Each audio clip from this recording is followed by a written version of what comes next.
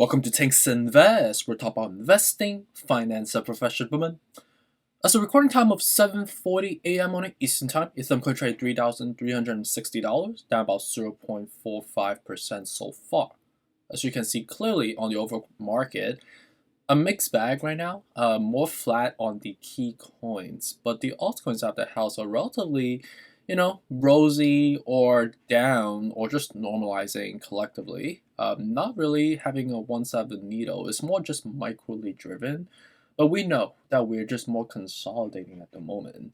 And as you know, with these consecutive days of volatility that we're expecting, just to keep tabs on a chronological order, starting on Monday, right, with the Jamie Dimon and also subsequently the Goldman Sachs, outlook on the economical front going forward that they expect, despite what we are currently in the Great Depression type of phase on the economical front right now, we should subsequently rebound, to have one of the biggest wealth transfer going forward, similar to the affectation that we've seen in the Great Depression. So they foresee a relatively healthy rebound going forward in 2022.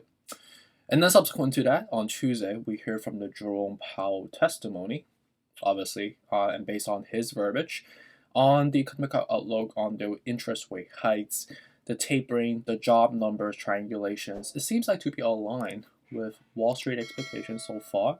So that subsequently translate into a net positive effect to the entire market.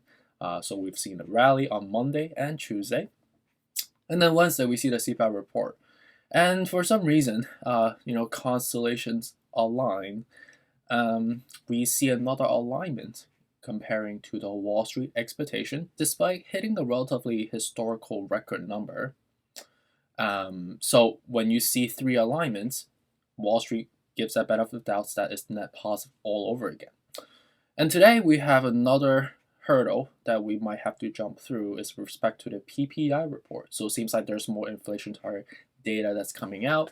And also there is another testimony coming out, but it's not like the main event that we've already seen on Tuesday from Jerome Powell, but it's from a Senate, right, of the Federal Reserve Governor Leanne Brainard. So we hear a little bit more about her point of view or his point of view. I think this is a woman, based on my understanding. I think this is a woman governor on the Federal Reserve Board.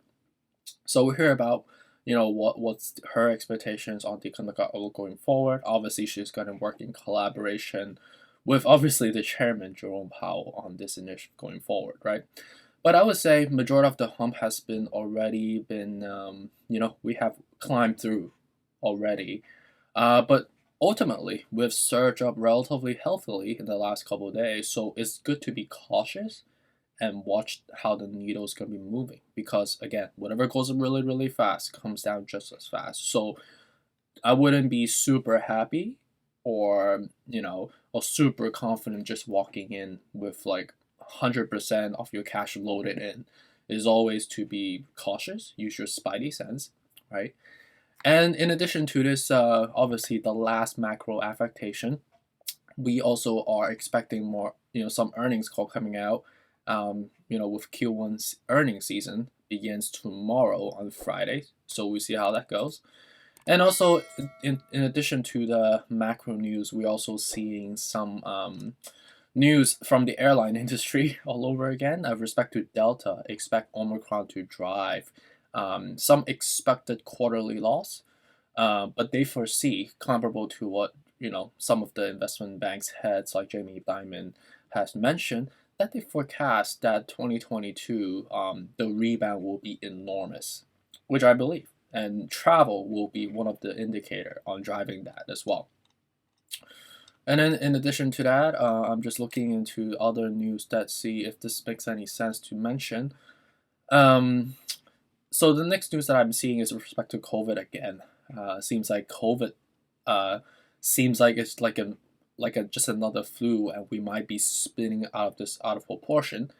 And the European nations, the country, they're starting to think so, and I believe that this is one of just another flavor of investors believing that COVID might be just part of normalcy going forward, right?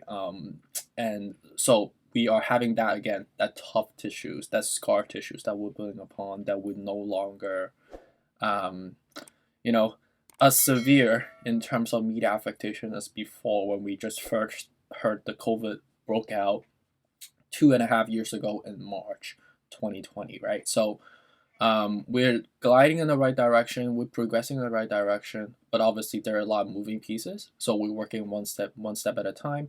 But we are getting tougher collectively, and I can tell. Okay, so I think that's pretty much on the media front. I'm just checking one more on the other news front. The one last news that is kind of worth mentioning is with respect to Fortune magazine, um, and they talk about just the explosive job market in crypto and blockchain. So this is basically of actions that corporate investors are doing, right? They're hiring a lot of people to be beefing up their infrastructure for crypto and blockchain technology within their current business models. So that says a lot about the long-term value proposition of crypto, that crypto is no longer just an idea or some sort of like a proposition that is not realized.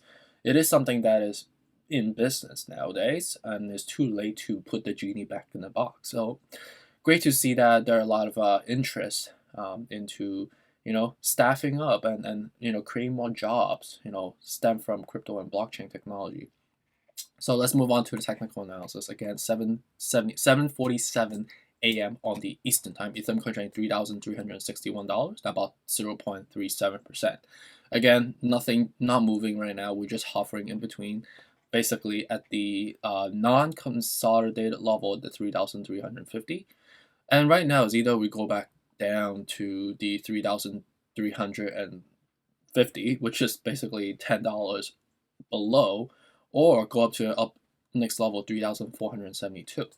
And right now we are at the 40, so still at the relatively neutral level on the lower echelon of it, right, or the upper echelon of oversold. And right now we're about to form a golden cross, so it seems like the today is gonna be, if we're gonna see another positive, or just a line report coming out from the inflationary data, we could technically keep going, which wouldn't be surprising to me. But we also have surge up for the last 3 days now, if you count today's as well, right? 4 days, right? So people are looking for an excuse to take profits. And also tomorrow is the weekend affectation. So be aware that investors might be looking for some reasons to take off, right? So people are ultimately, looking for a reason to feel more comfortable, that safe haven affectation. So if we are going to go through this well today, right, and we see another green day, this will give us another reason for a sell-off this coming days on the weekends. But the sell-off's going to mainly come from the short-term investors. So we'll see how that unfolds. In the populations of investors that we have in front of us right now, who are the ones that are holding long-term, and who are the ones that are impatient, that just want to take like a couple $100 gains and walk away from there. So we see how that goes, right? Respect to Bitcoin's about flat right now, right? We are basically at the level of consolidation. So right now, it's either we go up to the 48 or go down back to the 41. But obviously, we're reversing right now with the 40, still a lower echelon. And at the same time, we're forming a golden cross. So seems healthy, seems like we're in the good momentum. Dogecoin up about 5% right now. Again, I would not really touch this. This is 52 out of 70. We form a golden cross, that's why we're surging like this. Again, anywhere from 14 cents to below is still a better level for us. Cardano is down about 2%. We are in between 134 to 120. With the 128 right now, so just levitating because we're levitating above the 125. With the 52 out of 70, so I wouldn't really touch this again. Anywhere from 119 to below is still better for us. Solana is currently up about 6.21% so far. You can see clearly we bounced from the 155, which is exactly the level we talked about. So we're kind of hovering, just trying to get there with the 42. So it seems like Solana is bullish right now. We are about to form a golden cross as well.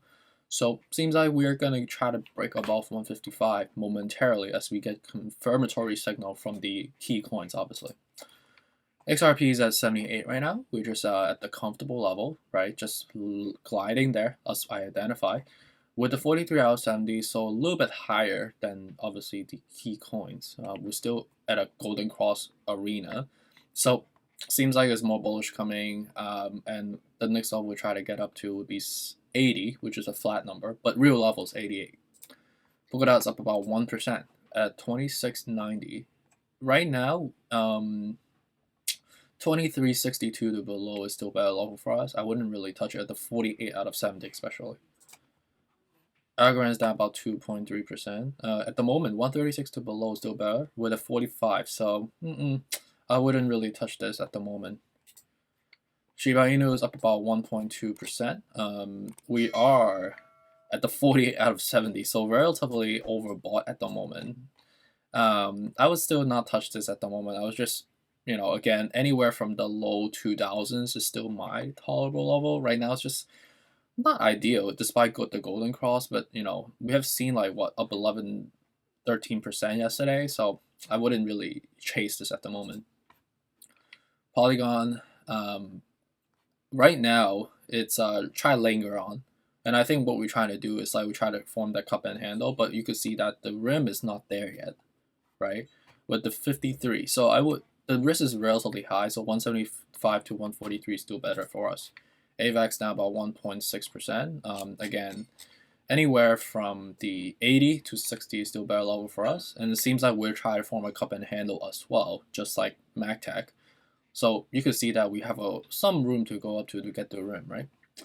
Terra down about 0.40% so far. Again, 81 right now with the 53 out of 70, so not a good level. 62, 52, 45 from here. In respect to risk management level, these are the levels that we've identified so far. So let me know if you have any questions. Again, today's one of those last hurdles that we have to jump through. And people are going to look for some reasons to take profit. Just giving you a heads up because of the weekend, because of the 3 consecutive days of profit of just like profit gains so far. So don't be surprised if people are going to be, taking some profit or running away during the weekend, so didn't want to think about it. And also with respect to the inflationary data, which is, the PPI report, I don't think is going to be a major needle driver, nor is the Brainard hearing from the Senate later today. But it's like one of those like secondary type of factor. But you still have to incorporate that because that's important as an investor for you to be diligent, right? So appreciate you. Let me know how it goes on this Thursday and take care. Bye.